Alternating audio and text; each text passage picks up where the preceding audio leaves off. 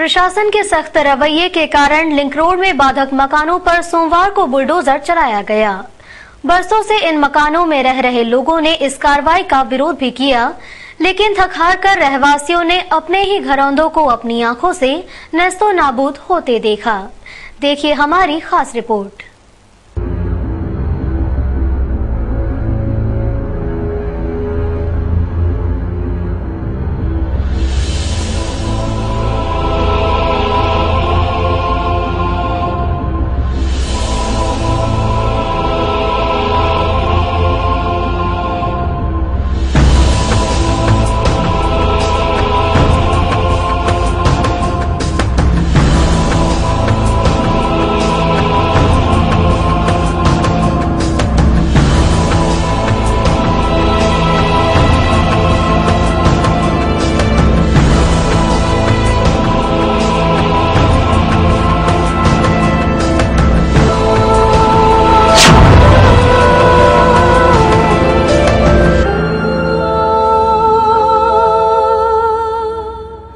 पिछले 3 दिनों से LIJ लिंक रोड में बाधक पट्टाधारी प्रशासन के गले की हड्डी बने हुए थे। शनिवार को प्रशासन की हाई पावर कमेटी ने सभी 15 पट्टाधारियों के पट्टे निरस्त कर दिए। सोमवार की सुबह प्रशासन, निगम और IDA की टीम भारी पुलिस बल और लावा लश्कर के साथ मौके पर पहुंची तो पाया कि पट्टाधारी अपने आशियाने अपने अपने हाथों से तोड़ने में जुटे हैं। ये देख महिलाएं और बच्चे विलाप करने लगे। इसके बाद निगम के बुलडोजरों ने मोर्चा संभालते हुए कई मकानों को अपना निशाना बनाया। जब बुलडोजर ने प्रकाश मौर्य के मकान का रुख किया तो महिलाएं बुलडोजर के आगे आ गई।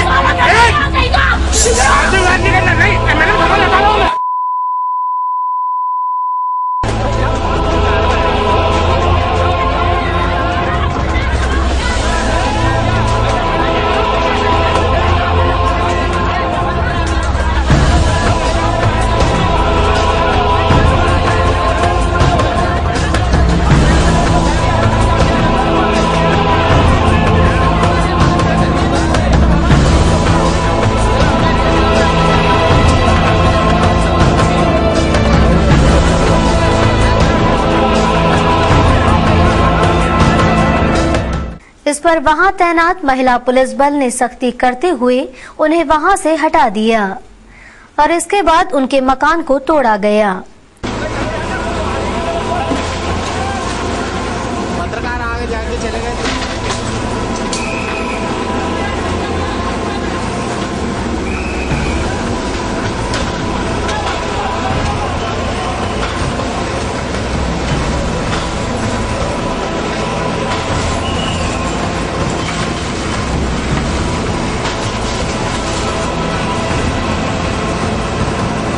इस कार्रवाई में पूर्व तहसीलदार DS गंधर्व और भूतपूर्व सैनिक महाराज सिंह कुशवाहा के मकान पर स्थगन होने से प्रशासन ने इस पर कार्रवाई नहीं की, लेकिन इस स्थगन के खिलाफ हाईकोर्ट में अपील की गई है। संभवतः बुधवार को दोनों मकानों पर कार्रवाई हो सकती है। पूर्व तहसीलदार DS गंधर्व का कहना था, सच्चाई का आप साथी हैं और मैं इस बारे में SDM विवेक श्रोत्रिय ने कहा कि सभी 15 मकानों को हटाया जा रहा है। LIJ से रिंग रोड के लिए जो लिंक रोड है उसके निर्माण के लिए कार्रवाई की जा रही है। उसी क्रम में यहाँ पर जो एक शासकीय इमारत था जिसमें पूर्व में 1984 में या उसके बाद के वर्षों में जो पट्टे मिल गए थे उन पट्टों को हटाया जाना था। इसके क्रम में एक हाई पावर कमेटी जो राज्य शासन ने बनाई है उसमें इन पट्टेदारियों के बारे में निर्णय लिया गया था और इन पट्टों को निरस्त कर दिया गया था और अब आज उसी क्रम में इन निर्माणों को यहाँ से हटाया जा रहा है। कुछ स्टे वगैरह का दिख रहा है। जो भी आदेश न्यायालय की तरफ से प्राप्त हुआ है उसका पूरा सम्मान किया जाएगा। कुछ प्रोटेस्ट हुआ था लोगों ने जो भी प्रोटेस्ट किया वो आपके सामने है। कब तक ये पूरा हो जाएगा? कार्रवाई चल रही है, दिन भर में पूरी कार्रवाई चल रही है और एक एक करके मेरे को संख्या नहीं मालूम, तहसीलदार नजूली आपको इसके बारे में बता सकते हैं, लेकिन जितने भी इसमें आ रहे हैं और न्यायालयीन जो आदेश हैं उनके अतिरिक्त सभी पर ये कार्रवाई आज की जाएगी।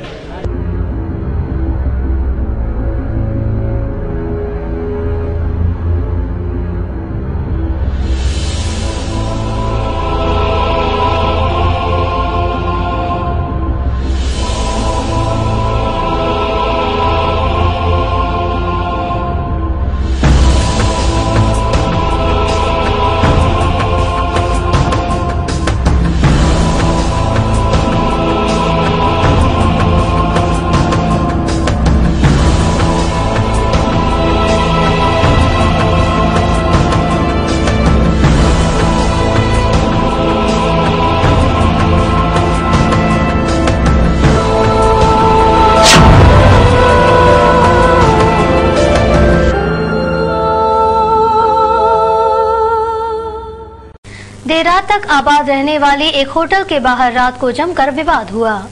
झगड़े में विवाद करने वाले युवक तो भाग निकले, वहीं उन्हें लेने आए 3 युवक पुलिस के हत्थे चढ़ गए। शहर में सभी बड़ी होटल्स देर रात तक आबाद रहती हैं। पुलिसकर्मी भी इन होटल पर मेहरबान रहती है। ऐसे ही एक होटल अमलताज के बाहर रात को जमकर विवाद हुआ। दरअसल यहां देर रात तक एक शराब पार्टी चलती रही। इस पार्टी में शामिल युवकों का होटल के कर्मचारियों से विवाद हो गया। विवाद के चलते होटल कर्मचारियों ने पार्टी में आए युवकों के साथ जमकर मारपीट की। युवकों ने अपने साथियों को एक्सीडेंट की बात कहकर मदद के लिए बुलाया। मदद के लिए आए राहुल, निखिल और राजेश को अपने साथी तो नहीं मिले, लेकिन तब तक पुलिस आ गई थी जो तीनों को पकड़कर थाने ले गई। भाई पार्टी चल रही थी, पार्टी एनजीओ ही, पार्टी एनजीओ होने के बाद में हमारा पार्टी को जो बिल फाइनल हो गया, ठीक है। उसके बाद ये लोग आए, खाना पीना मांगा, मैंने बस बात खत्म। उसके बाद ये लोग हैं, गेस्ट की थी पार्टी। कौन था? अब गेस्ट का नाम विवाद किस चीज पे हुआ? अब विवाद का जो लोग बाद में लास्ट में आए, बोलो खाना पीना चाहिए, बस ये बात है, उन्हें मना कर दिया। क्या झगड़ा हुआ? सर फोन आया था, लेने गए थे। किसका फोन आया था? दोस्त का। क्या? कि एक्सीडेंट हो गया और लेने जाओ। कहाँ पे? अमलताज के पास। तो वहाँ गए तो वहाँ तो बहुत सारी भीड़ थी, आ गए वापस। तू कहाँ? दोस्त कहाँ है? भाग गए ना सब। वो भाग गए? सब भाग गए। क्या करते वो? सब पढ़ाई करता है। कहाँ है? बीबीए करता है। तो आज क्या करने गए थे अमलताज में? अमलताज में हम तो नहीं थे, पार्टी आर्टी थी कोई उनकी दोस्तों की। हाँ। जी सर। किस चीज की पार्टी थी? क्या पता नहीं था। फिर क्या विवाद करा उन्होंने वहाँ? विवाद नहीं, हमको तो एक्सीडेंट की बोल के बोला, इसलिए चले गए सर। विवाद में हम कहाँ जाएं। पुलिस ने तीनों युवकों के खिलाफ सड़क पर हुड़दंग करने का मामला दर्ज किया है। तीनों ही युवक बीबीए के छात्र हैं। जेल से भागे एक हत्यारे को क्राइम ब्रांच की टीम ने गिरफ्तार किया है। आरोपी फरारी के दौरान चेन स्नेचिंग की वारदातें करने लगा था। क्राइम ब्रांच की टीम ने मुखबिर से सूचना के आधार पर खेमचंद उर्फ गुड्डू भामी को गिरफ्तार किया है। मूल रूप से उज्जैन में रहने वाले गुड्डू ने 15 साल पहले इंदौर के छतरीपुरा क्षेत्र में रामेश्वर काले की हत्या की थी। हत्या के मामले में गुड्डू को आजीवन कारावास की सजा हुई। गुड्डू सजा के दौरान भेड़ूगढ़ जेल से फरार हो गया था। फरार होने के बाद वो इंदौर में रहकर चैन स्नेचिंग की वारदातें कर रहा था। क्राइम की टीम अब आरोपी से चैन स्नेचिंग के मामलों में पूछताछ कर रही है। एमआईजी पुलिस ने चोरों की एक गैंग को गिरफ्तार कर उनके पास से औजार, पिस्टल, कट्टा, जिंदा कारतूस के साथ करीब 2.5 तोले सोने के जेवर बरामद किए। चारों की दोस्ती जेल में हुई और गैंग बनाकर इन्होंने वारदात को अंजाम देना शुरू कर दिया। पकड़े गए एक आरोपी पर 5,000 रुपए का इनाम था। वो पेशी के दौरान कोर्ट से फरार हो गया था। पुलिस कंट्रोल रूम में SP OP Tripathi, ASP Dilip Soni, CSP Prashant ने पत्रकारों से चर्चा करते हुए कहा कि मुखबिर से सूचना मिली थी कि 5,000 का इनामी और आजन्म कारावास की सजा पा चुका बदमाश प्रफुल्ल पिता रामराव पाटिल अपने साथियों के साथ मारुति 800 में शहर में वारदात करने के लिए घूम रहा है। इस पर रविवार रात को एलआईजी तिराहे पर बगैर नंबर की मारुति कार को रोका। जिसमें पवन खटीक, विनोद, महेंद्र, कमल के साथ प्रफुल्ल को पकड़ा गया। इनकी तलाशी लेने पर इनके पास से चोरी में काम आने वाले औजार, एक पिस्टल, कट्टा, 5 जिंदा कारतूस, लैपटॉप, चाकू और करीब 2.5 तोले के सोने के आभूषण मिले।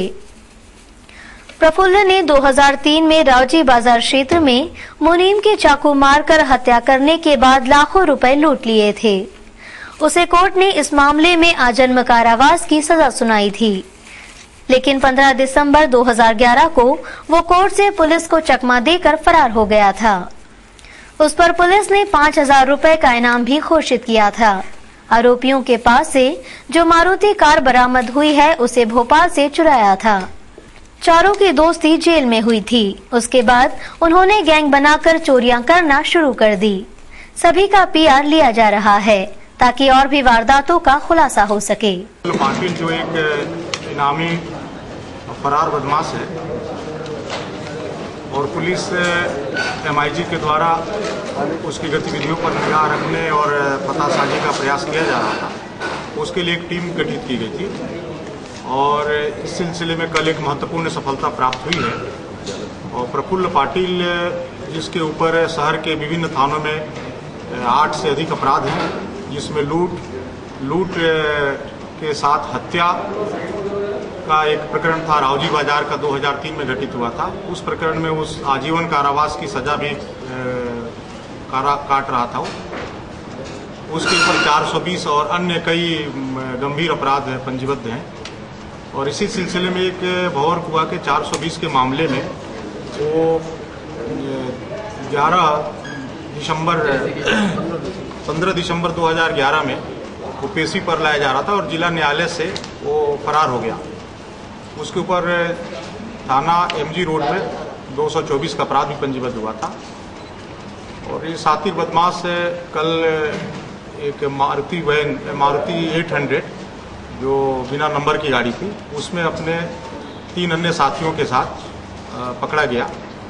उसके पास से एक रिवॉल्वर और उसके अन्य साथी जो बैठे थे उनके पास से एक के पास देसी पिस्टल और दोनों के पास से कुल 5 राउंड कारतूस मिले हैं। एक लैपटॉप मिला है और इनसे पूछताछ पर एक बाइक पैशन प्रो भी बरामद हुई है। मारुति 800 जो है ये भोपाल से इन्होंने चोरी की थी, 16 रोड से।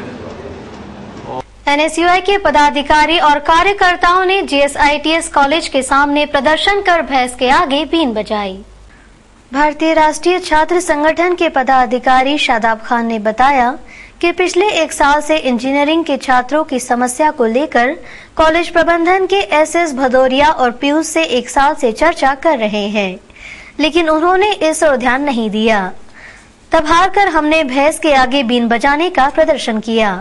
हमारी मांग थी कि जो छात्र 8 साल में भी इंजीनियरिंग नहीं कर पाता उस पर NAFC का नियम लागू करे।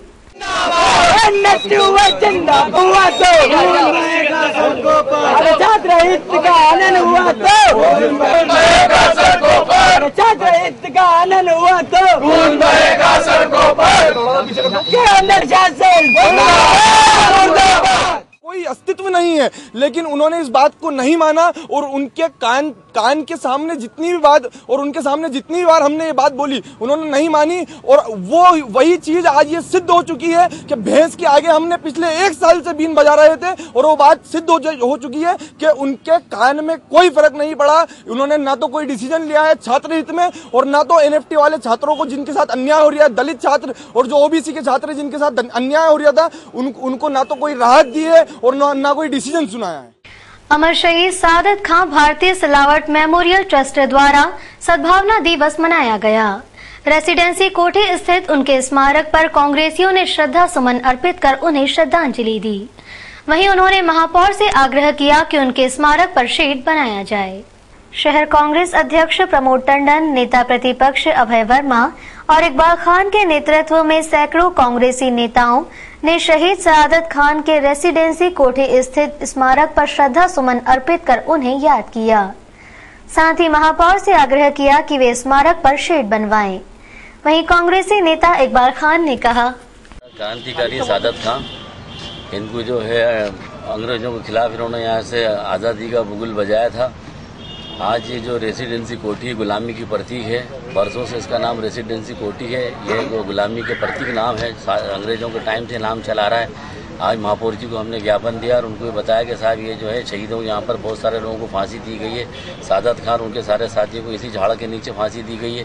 तो ये जो है कोठी का नाम जो है सादत खान कोठी किया जाए और ये यहाँ से चौराहे से लेके कलेक्टर से लेके वो चौराहे तक का जो कलेक्टर साहब के बंगले के सामने का जो मार्ग है, इस मार्ग का नाम भी सादत खान मार्ग किया जाए। टावर चौराहे पर स्थित वेदांत अस्पताल के डॉक्टर से एक वकील का विवाद हो गया। घटना की खबर लगते ही वकील अस्पताल पहुंचे और वहां जमकर हंगामा करने के बाद जूनी इंदौर थाने में मुकदमा दर्ज कराया। जूनी इंदौर थाने के अंतर्गत आने वाले वेदांत अस्पताल में वकील सुप्रिया राय ने अपनी माताजी को आईसीयू में भर्ती कर रखा था, लेकिन तबीयत में सुधार नहीं होने से वे अपनी मां का इलाज सीएचएल अस्पताल में करवाना चाहते थे।